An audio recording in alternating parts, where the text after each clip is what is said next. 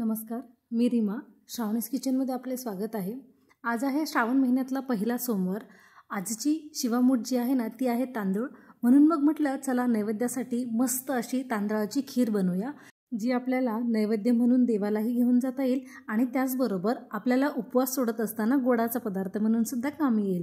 ही खीर बनवण्यासाठी अगदी मोजक्याच साहित्याची तुम्हाला गरज आहे, त्यामुळे पटकन आपण रेसिपीला सुरुवात करूया. सर्वात अगोदर कढईमध्ये पहिलं पाणी घालून घ्यायचे आणि त्यानंतर मग मी साईसकट दूध वापरलेलं आहे. एकूण मी या ठिकाणी अर्धा लिटरच दूध वापरलेलं आहे. तुम्ही तुमच्या आवडीनुसार गरजेनुसार दूध कमी जास्त करू शकता.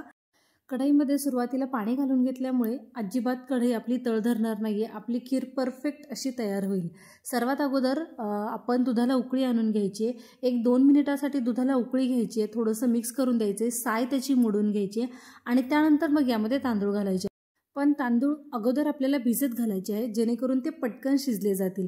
मी 1 तासासाठी तांदूळ भिजत ठेवला होता आणि त्यानंतर मग मी या ठिकाणी तो वापरलेला आहे. तुमच्याकडे जर जास्त वेळ नसेल तर तुम्ही तो अगदी 15 ते 20 मिनिट गरम पाण्यामध्ये जरी भिजत घातलात तरीसुद्धा चालणार आहे, काहीच प्रॉब्लेम येणार नाही.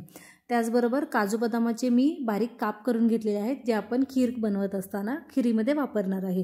तुम्ही तुमच्या आवडीनुसार याच्यामध्ये ड्रायफ्रूट्स घालू शकता. अगदी घालायचे नसतील तरीसुद्धा काही प्रॉब्लेम नाही आहे, तरीही आपली खीर छानच होणार आहे. आपण जो तांदूळ भिजत ठेवला होता ना तो उकळीच्या पाण्यामध्ये घालून घ्यायचा आणि लगेचच आपण सगळे तांदूळ छान मिक्स करून द्यायचे आहेत, जेणेकरून आपण जे तांदूळ घेतलेले आहेत ना ते खाली चिकट होणार नाहीत, म्हणजे तळ धरणार नाहीत आणि त्याच्या गुठळे हे पकडल्या जाणार नाहीत. पुढच्या 5 ते 7 मिनिटासाठी आपल्याला खीर छान उकळून घ्यायची आहे. मध्यम आचेवर उकळून घ्यायची आहे, जेणेकरून आपला तांदूळ छान शिजला जाईल आणि आपल्या खिरीचा जो थिकनेस आहे ना तोही छान वाढेल. तुम्ही बघू शकता आपल्या खिरीचा हळूहळू रंगही बदलत आहे. तो छान दिसतोय, मस्त असा कलर येणार आहे. आता यामध्ये तुमच्या आवडीनुसार तुम्ही केशर घालून घेऊ शकता. माझ्याकडे आहे म्हणून मी घातलेले आहे. नसेल घालायचं, नाही घातलं तरीसुद्धा चालेल. आपल्या खिरीला फ्लेवर देण्यासाठी आपण पुढे वेलची पावडर वापरणारच आहे, त्यामुळे आपल्या खिरीला केशर घातलंच पाहिजे असं काही नाही आहे. पण नैवेद्यासाठी बनवायची आहे ना, म्हणून मग मी यामध्ये केशर घालून घेतलेलं आहे. तुम्ही तुमच्या आवडीनुसार केशर घालू शकता किंवा नाही घातलं तरीसुद्धा चालेल.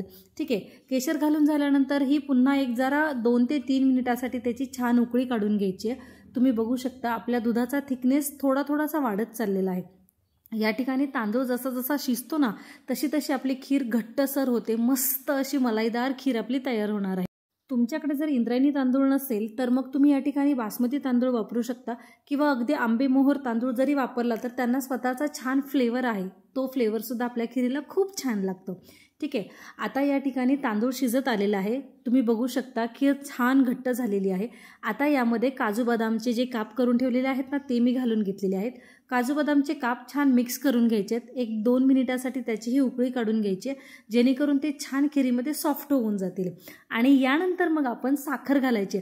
साखर जर सुरुवातीला घातली तर मग खिरीचा रंग खूप जास्त डार्क येतो, म्हणून मग मी साखर शेवटी वापरते. तुम्हाला हवं असेल तर तुम्ही लवकर जरी साखर वापरली तरीसुद्धा चालेल. आपल्या चवीनुसार तुम्ही साखर वापरायची आहे. मी या ठिकाणी एकूण 4 चमचे साखर वापरलेली आहे. आटवलेल्या दुधामध्ये साखर कमी लागते, म्हणून मग मी या ठिकाणी 4 चमचे साखर वापरलेली आहे. तरीसुद्धा खूप छान चवीला झालेली आहे खीर. तुम्ही बघू शकता आता खिरीला केवढा घट्टपणा आलेला आहे. खूप छान दाटसर अशी आपली खीर तयार झालेली आहे. आता आपला गॅस बंद करायचा. खिरीमध्ये साखर घातल्यानंतर मंद आचेवर खीर उकळवायची आहे, जेणेकरून साखर छान मेल्ट होईल आणि तांदळामध्ये छान ॲब्झॉर्ब केले जाईल आणि आपल्या खिरीला खूप सुंदर अशी चव येणार आहे. ठीक आहे. खिरीला छान उकळी घेऊन झाली, 2 ते 3 मिनिटासाठी मंद आचेवर उकळी घेऊन झाली की त्यानंतर मग आपण गॅस बंद करून टाकायचा आहे. गॅस बंद करायचा आहे आणि त्यानंतर मग थोडीशी जी उकळी येत असते ना गॅस बंद केल्यानंतर त्यामध्येच आपण वेलची पूड घालून घ्यायची आहे. वेलची पुडीचा फ्लेवर खूप छान येतो खिरीला. जर तुम्हाला वेलची पूड नसेल वापरायची तर यामध्ये 1 थेंबभर केवडा इसेन्स जर घातला तर त्याचीही चव खूप छान येणार आहे. तुमच्या आवडीनुसार तुम्ही यामध्ये वेलची किंवा अगदी फक्त केशर जरी घालून ठेवलं तरीसुद्धा चालेल. वेलची, केशर किंवा मग केवडा इसेन्स हे सगळे आपले ऑप्शन्स असणार आहेत. तुम्ही बघू शकता फक्त अर्धा लिटर दूध आणि 3 चमचे तांदळामध्ये केवढी सुंदर खीर तयार झालेली आहे. तुम्ही अशी खीर नक्की बनवून बघायची आहे. आणि आजचा व्हिडिओ कसा वाटला हे मला कमेंट करून सांगायचे. व्हिडिओ आवडला असेल तर लाईक करा, तुमच्या फ्रेंड्स आणि फॅमिलीसोबतही शेअर करा आणि व्हिडिओ बघून झाल्याबरोबर जायचे आणि पटकन नैवेद्यासाठी ही तांदळाची खीर तयार करायची. तांदूळ भिजत घातलेला नसेल तरीसुद्धा चालेल. अगदी 5 मिनिटातच तुम्ही हे तांदूळ मिक्सरला थोडेसे भुरभुरून घेतले तरीसुद्धा आरामात तुम्ही त्याची खीर बनवू शकता। अशाच रेसिपीजसाठी श्रावणीज किचनला सबस्क्राईब करा। शेजारी जे बेल बटन आहे तेही प्रेस करा, जेणेकरून येणारा नवीन व्हिडिओ सर्वात अगोदर तुमच्यापर्यंत पोहोचेल।